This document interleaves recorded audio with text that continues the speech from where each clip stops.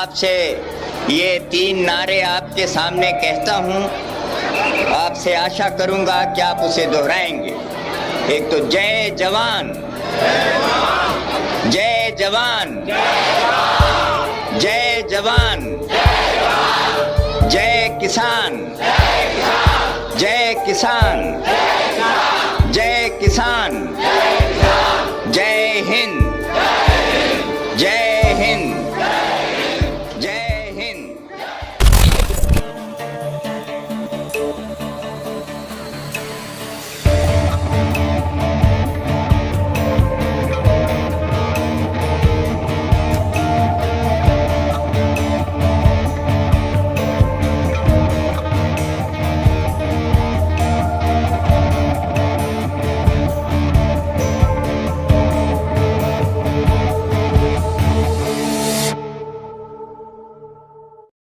साल 1965।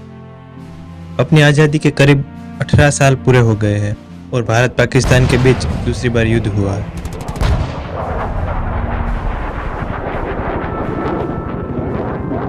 इस बार भारत की निर्णायक शक्ति श्री लाल बहादुर शास्त्री जी के सुरक्षित हाथों में थी। अगर तलवार की नोक पर या एटम बम के डर से कोई हमारे देश को झुकाना चाहे, दबाना चाहे, ये देश हमारा दबने वाला नहीं। दुनिया के सबसे बड़े लोकतंत्र के दूसरे प्रधानमंत्री ने दिखा दिया कि भारत अब बहुत अच्छी तरह से अपनी रक्षा भी कर सकता है। तो एक सरकार के नाते हमारा क्या जवाब हो सकता है सिवाय इसके कि हम हथियारों का जवाब हथियारों से दें और जवाबी कार्रवाई भी कर सकता है। भारत युद्ध जीत गया, लेकिन सीमा पर तनाव अभी कम नहीं हुआ। रूस, यूनाइटेड सोवियत सोशलिस्ट रिपब्लिक या बस सोवियत संघ होने के नाते उस समय एक बड़ी महाशक्ति था। यूएसएसआर और यूएसए के बीच शीत युद्ध अपनी चरम सीमा पर था, जब सोवियत संघ ने दुनिया को दिखाने के लिए भारत और पाकिस्तान के बीच मध्यस्थता करने का फैसला किया कि यूएसएसआर शांति लाना चाहता था। इस प्रकार सोवियत रूस उज्बेकिस्तान के सिटी टाउन तस्कंद में आयोजित एक वैश्विक सम्मेलन में भारतीय प्रधानमंत्री शास्त्री जी और पाकिस्तानी राष्ट्रपति जनरल आयूब खान को एक मेज पर लाता है। युद्ध विराम और सेना को रोकने के लिए ताशकंद घोषणा पत्र पर खान और शास्त्री जी दोनों ने हस्ताक्षर किए। पर शास्त्री जी को कहाँ पता था महज कुछ ही समय में उनके साथ क्या होने वाला था। 11 जनवरी 1966 की सुबह एक घोषणा हुई, भारतीय प्रधानमंत्री लाल बहादुर शास्त्री अब हमारे बीच नहीं रहे। कारण बताया गया हार्ट अटैक।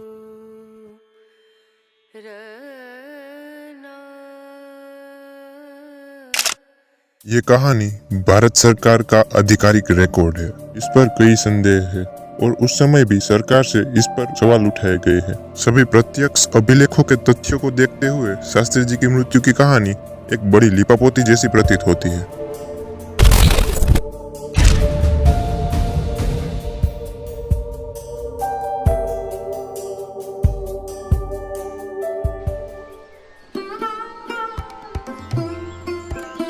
उत्तर प्रदेश के वाराणसी में स्थित मुगल सराय, जहां जन्मे थे भारत के वीर सपूत श्री लाल बहादुर शास्त्री जी। आजादी के समय लाल बहादुर शास्त्री ने कई आंदोलन में हिस्सा लिया और वह कई बार जेल भी गए। जल्द ही वो समय आने वाला था जब दुनिया के सबसे बड़े लोकतंत्र की भागदौड़ उनके हाथों में आने वाली थी। 1964 में जवाहरलाल नेहरू की मृत्यु के बाद लाल बहादुर शास्त्री के कंधों पर एक बड़ी जिम्मेदारी आ गई थी, लेकिन अपनी समझदारी और सादगी से उन्होंने देश के कामकाज को संभाले रखा। प्रधानमंत्री पद संभालने के बाद लाल बहादुर शास्त्री के सामने 1965 में पाकिस्तान के साथ जंग थी और दूसरी तरफ देश में सूखा और अनाज का अकाल था। ऐसी स्थिति में पूरा देश प्रधानमंत्री से आस लगाए बैठा था। तब शास्त्री जी के प्रयासों से ही श्वेत और हरित क्रांति के बीज बोए गए। इसी दौरान लाल बहादुर शास्त्री ने जय जवान और जय किसान का नारा दिया। आपसे ये 3 नारे आपके सामने कहता हूँ। जय जवान, जय किसान, जय हिंद। और पाकिस्तान को करारा जवाब भी। उन्होंने कहा, हम हथियार का जवाब हथियार से देंगे। हमारा क्या जवाब हो सकता है सिवाय इसके कि हम हथियारों का जवाब हथियारों से दें। और भारतीय सेना सचमुच पाकिस्तानियों पर हमला करते हुए लाहौर कैंप तक पहुंच गई थी। हमने शास्त्री जी का थोड़ा सा जीवन परिचय देखा। अब हम वो देखेंगे जहाँ पर शास्त्री जी की मृत्यु हुई थी।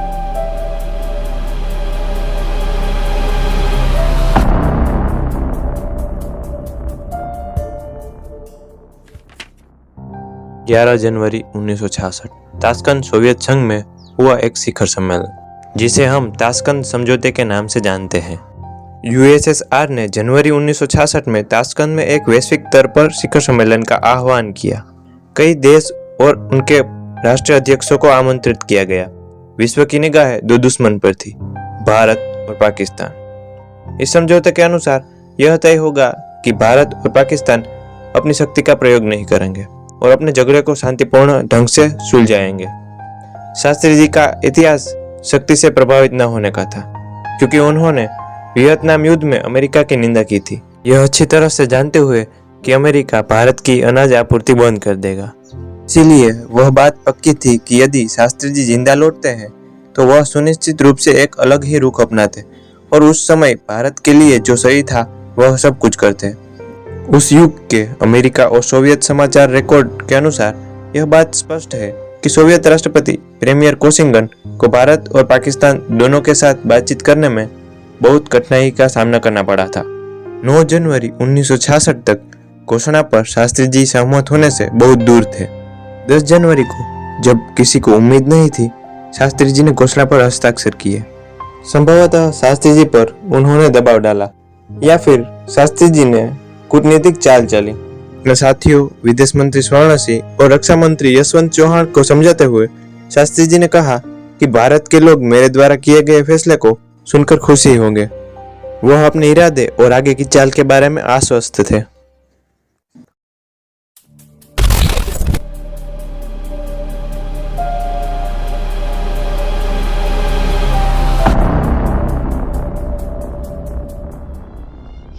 घोषणा के कुछ घंटों बाद शास्त्री जी ताशकंद में अपने रुकने की जगह पर लौट आए, जहां उनके रहने की व्यवस्था सोवियत सरकार द्वारा की गई थी। शाम को पार्टी में नाश्ता करने के बाद उन्होंने पहले तो रात का खाना खाने से इनकार कर दिया, लेकिन फिर अपने निजी परिचारक श्री रामनाथ को उनके लिए कुछ बनाने का निर्देश दिया। रामनाथ ने ताशकंद में भारतीय राजदूत के रसोइये मोहम्मद खान को यह निर्देश दिया। उन्होंने पालक और आलू की सब्जी बनाई। रात के 10:20 पर शास्त्री जी खाना खाने के बाद दिल्ली में प्रधानमंत्री अधिकारियों से टेलीफोन पर बात करने लगे। फिर अपने परिवार से भी बात की। लगभग आधी रात को शास्त्री जी शयन कक्ष में चले गए। रामनाथ ने अपनी दिनचर्या के अनुसार उसे दूध दिया। अचानक ही रात के 1:20 पर शास्त्री जी चलते हुए अपने निजी सचिव JN सहाय के दरवाजे पर आए और डॉक्टर को बुलाने को कहा। शास्त्री जी को परेशानी में देखकर JN सहाय तुरंत ही डॉक्टर चुग के पास भाग कर गए। जब तक डॉक्टर चुग कुछ कहते तब तक तो शास्त्री जी जमीन पर गिर पड़े थे। रोगी के पिछले 2 हृदय रोगों के इतिहास के साथ डॉक्टर चुग ने उपचारक कार्रवाई शुरू कर दी। उन्होंने शास्त्री जी को कृत्रिम सांसें और 2 इंजेक्शन दिए। प्रयास सफल नहीं हुए। रात के 1:32 पर शास्त्री जी पूरी तरह से बेहोश हो गए थे। तभी वहां सोवियत सरकार के प्रभावी चिकित्सक डॉक्टर एवेंगिया एमेरंग को प्रवेश कर गए। कुछ मिनट बाद 7 सोवियत डॉक्टर भी आ गए। उन्होंने हर उस थेरेपी को आजमाया जिससे कि उस समय जरूरत थी। सारे प्रयास विफल रहे। अंततः उन सब ने शास्त्री जी को मृत घोषित कर दिया। यह खबर ताशकंद के कोने कोने में गोली की तरह फैल गई थी। यह खबर सुनकर सोवियत मीडिया और वैश्विक मीडिया सदमे से जाग उठी थी। बात भारत तक भी पहुंच गई थी। शास्त्री जी को अंतिम विदाई देने के लिए ताशकंद की सड़कों पर हजारों लोग इकट्ठा हुए। शास्त्री जी के ताबूत को उठाने वाले सोवियत राष्ट्रपति प्रीमियर कोसिंगन, पाकिस्तानी राष्ट्रपति अयूब खान, रक्षा मंत्री YB चौहान और विदेश मंत्री स्वर्ण सिंह थे। दोपहर करीब 2:30 बजे शास्त्री जी का पार्थिव शरीर न्यू दिल्ली पालम एयरपोर्ट तक पहुंचा। इस अत्यंत दुखद घटना पर लाखों लोग एकत्रित हो गए थे। कई विश्व के नेताओं ने शास्त्री जी के दुखद निधन पर दुख व्यक्त किया था और कई लोग उनके अंतिम संस्कार में भी शामिल हुए थे, जिनमें स्वयं प्रधानमंत्री कोशिंगन भी थे। निश्चित रूप से यह प्राकृतिक मृत्यु नहीं है। हालांकि आधिकारिक रिकॉर्ड में कहा गया है कि शास्त्री जी की मृत्यु दिल का दौरा पड़ने से हुई है, लेकिन उस समय कई चीजें संदेहजनक थी और उन सभी चीजों पर सवाल उठाए गए। उन सभी संदेहों का कोई संतोषकारक समाधान नहीं मिला, बल्कि समय बीतने के साथ उन्हें रणनीतिक रूप से दबा दिया गया। आइए उन सभी संदेहों पर एक एक करके नजर डालते हैं।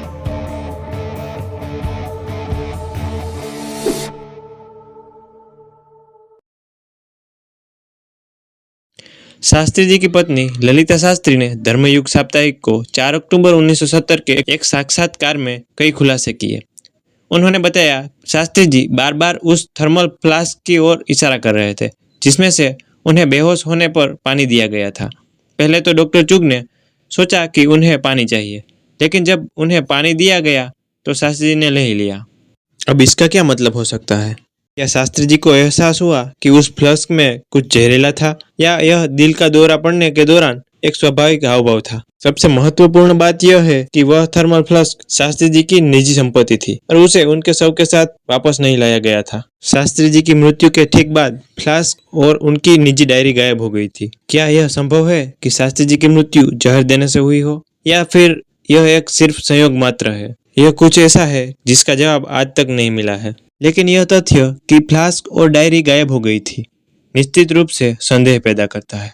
क्या किसी ने उन्हें इसलिए गायब किया ताकि वे शास्त्री जी की मृत्यु के बारे में किसी भी सबूत को नष्ट कर सके? यह एक सवाल है जिसका जवाब शायद कभी नहीं मिलेगा।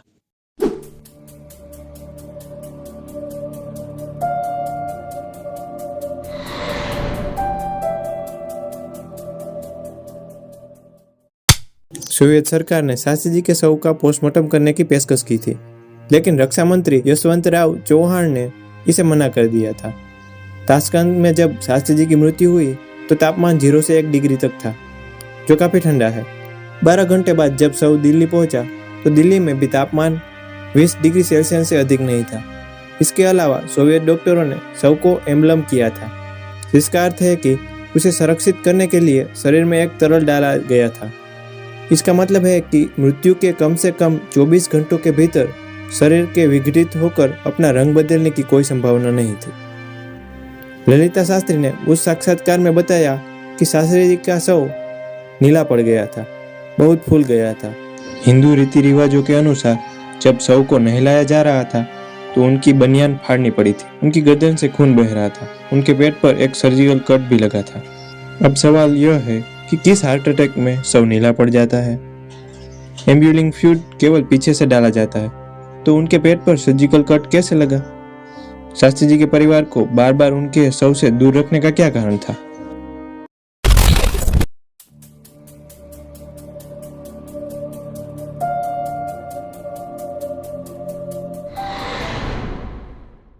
दुर्घटना या बीमारी से हुई मौत के बाद आमतौर पर पोस्टमार्टम किया जाता है।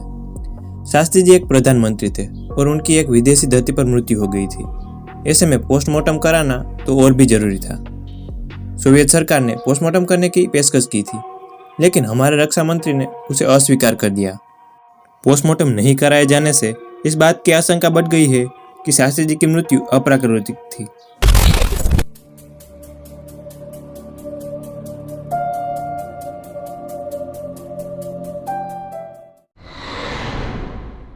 लाल बहादुर शास्त्री के मृत्यु के बाद 2 मेडिकल रिपोर्ट बनाई गई, एक अंग्रेजी में और दूसरी रशियन भाषा में। एक रिपोर्ट भारत सरकार के लिए और दूसरी रिपोर्ट सोवियत सरकार के लिए। दोनों रिपोर्ट एक जैसी ही थी, लेकिन रूसी रिपोर्ट पर 8 सोवियत डॉक्टरों ने हस्ताक्षर किए थे और भारतीय रिपोर्ट पर सिर्फ 6 सोवियत डॉक्टर ने हस्ताक्षर किए थे। रिपोर्ट पर हस्ताक्षर करने से बचने वाले 2 डॉक्टर थे, डॉक्टर गार्डन और डॉक्टर एमेरेंको। जी हाँ, वही डॉक्टर एमेरेंको जो किसी भी सोवियत डॉक्टर से पहले मृत्यु के दृश्य पर पहुंची थी। फिर उन्होंने हस्ताक्षर क्यों नहीं किए? क्या वो समझ गई थी कि ये एक साजिश है?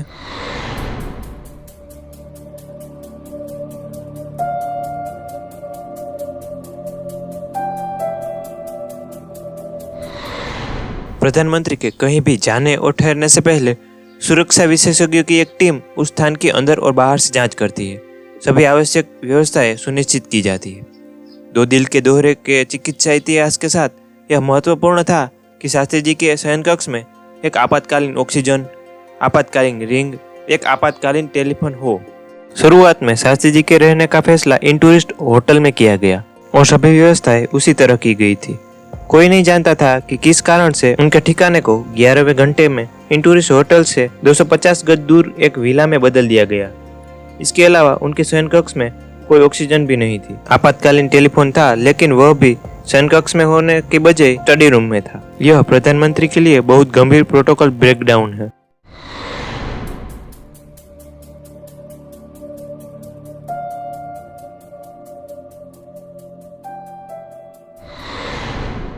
मुंबई से प्रकाशित होने वाले एक साप्ताहिक समाचार पत्र बिल्ड्स ने 19 जनवरी 1966 को अपने संपादक ऋषि कंजरिया द्वारा लिखे शोक संदेश में उल्लेख किया था कि शास्त्री जी ने ताशकंद जाने से पहले उन्हें औपचारिक रूप से एक पत्र भेजा था। वह पत्र 2 जनवरी 1966 का था। शास्त्री जी ने कथित तौर पर उस पत्र में लिखा था कि वह अपनी आगामी ताशकंद यात्रा के बारे में सकारात्मक थे और ताशकंद घोषणा के लिए तैयार थे, जबकि वास्तव में प्रीमियर कोशिंगन ने स्वयं कहा था कि शास्त्री जी को उस घोषणा के लिए राजी करना मुश्किल था। यहाँ महत्वपूर्ण जानकारी यह है कि बिल्ड्स साप्ताहिक एक प्रो सोवियत संघ बीबीसी मीडिया का था।